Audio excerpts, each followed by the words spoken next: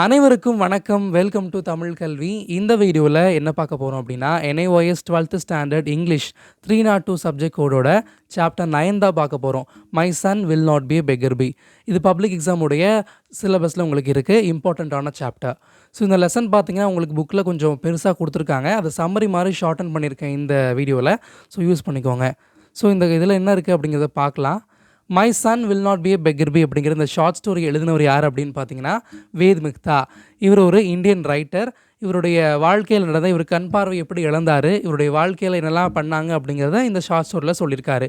So வாங்க என்ன இருக்குது அப்படிங்கிறத பார்க்கலாம். இன்ட்ரொடக்ஷன். வேத் மிக்தா அப்படிங்கிற ரைட்டர் பார்த்தீங்கன்னா ஒரு ரைட்டராகவும் ஒரு எடிட்டராகவும் ஒர்க் பண்ணியிருக்காரு. He went blind when he was 3.5 years old in 1937. இவர் 3.5 வயசு இருக்கும்போது இவர் கண் பார்வை இழந்துறாரு.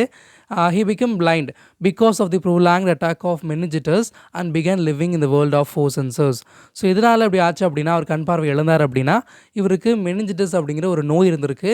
இது ஒரு ஸ்பைனல் கார்ட்லேயும் பிரெயின்லேயும் வரக்கூடிய ஒரு டிசீஸ். ஸோ அதனால் இவருடைய கண் பார்வை இழந்துறாரு. பேலன்ஸ் இருக்கிற 4 சென்ஸை வச்சு வாழ வேண்டிய ஒரு நிலைமைக்கு தள்ளப்படுறாரு. ஸோ கான்டென்ட் என்ன அப்படின்னு பார்க்கலாம். So Ved Mehta's mother could not able to accept that a son's sight would not return.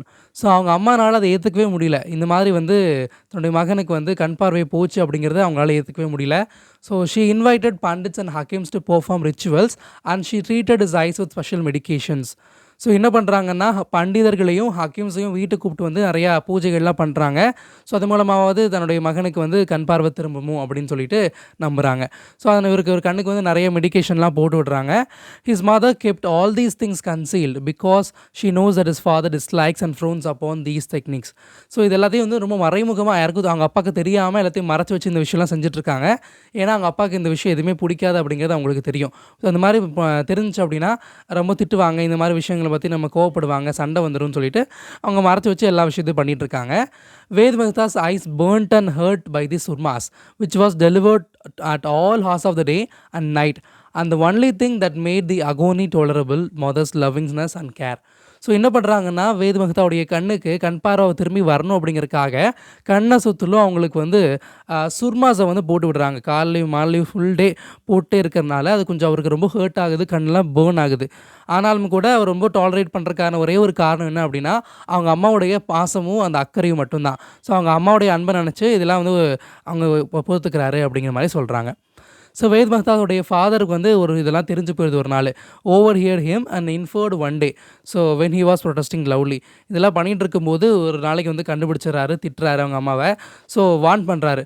He want his mother that she could not return to hakims or by anymore surmas. So திரும்பி ஹக்கீம்ஸ்கிட்டையோ பண்டிதர்கள்கிட்டையோ நீங்கள் போகக்கூடாது, சுர்மாஸும் வாங்கி போடக்கூடாது அப்படின்னு சொல்லி வார்ன் பண்ணுறாரு. He went on to give him the best medical care and treatment possible. என்ன மெடிக்கலாக சயின்டிஃபிக்காக என்ன மெடிக்கல் கேர் கொடுக்க முடியுமோ அப்படிங்கிறத பாசிபிளாக இருக்குது அப்படிங்கிறத பார்த்து அந்த ட்ரீட்மெண்ட்டுக்காக ஒரு ஏற்பாடு பண்ணுறாரு. ஸோ நெக்ஸ்ட் பார்த்தீங்கன்னா Ved Mehta says that the blind person is at ease because they does not have to worry about many things that the sighted people do. Ved Mehta என்ன சொல்கிறார் அப்படின்னா பிளைண்ட் பர்சன் எதுக்குமே கவலைப்பட தேவையில்லை, எல்லாமே ஈஸியாக எடுத்துக்கலாம்.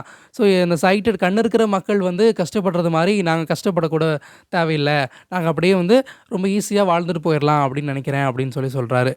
Even though his age and illness had deprived him of his treasured recollections of sight. So அவருடைய ஏஜும் அந்த இல்னஸும் எல்லாத்தையும் அவருடைய கண் இருக்கும்போது அவருக்கு எப்படிலாம் இருந்துச்சோ அந்த 3 வயசில் அவர் பார்த்தது ரீகலெக்ட் பண்ணுறக்கூடிய ஒரு இது பண்ணும் அப்படிங்கிறத பார்க்குறாரு. So he recognized that many things seen uttered in the lives of sighted people are worthless phrases.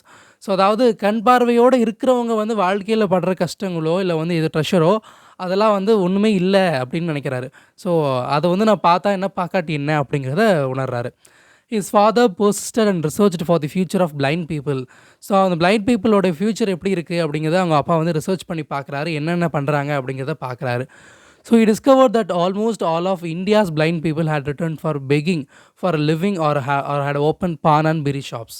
So என்ன ஆகுது அப்படின்னா அவர் என்ன கண்டுபிடிக்கிறார் அப்படின்னா இந்த மாதிரி கண் பார்வை இல்லாதவங்க என்ன கடைசியில் பண்ணுறாங்க ஃப்யூச்சரில் அப்படின்னா பிச்சை எடுக்கக்கூடிய நிலைமைக்கு, பெக்கராக போகிற நிலைமைக்கு தள்ளப்படுறாங்க.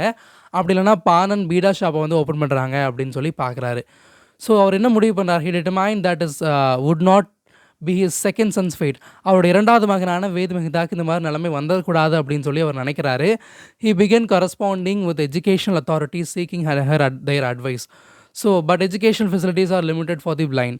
ஸோ அவர் என்ன பண்ணுறாருனா, இவங்களுக்கு என்ன எஜுகேஷனல் ஃபெசிலிட்டிஸ் அத்தாரிட்டிஸ்லாம் இருக்குது அப்படின்னு சொல்லிட்டு தேடுறாரு.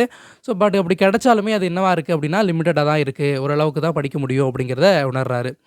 ஸோ ஆனாலும் கூட அவர் மேக்ஸிமம் என்ன முடியும் அப்படிங்கிறத ட்ரை பண்ணி அவரோட மகனுக்கு வந்து ஒரு பிச்சைக்காரனாக அவன் போயிடக்கூடாது அப்படின்னு சொல்லி நினைக்கிறாரு. கன்க்ளூஷன் பார்த்தீங்கன்னா, his father does not want a son to be pampered and spoiled in home. சும்மா வீட்டில் இருந்தே கெட்டு போகணும் அப்படின்னு அவர் நினைக்கல.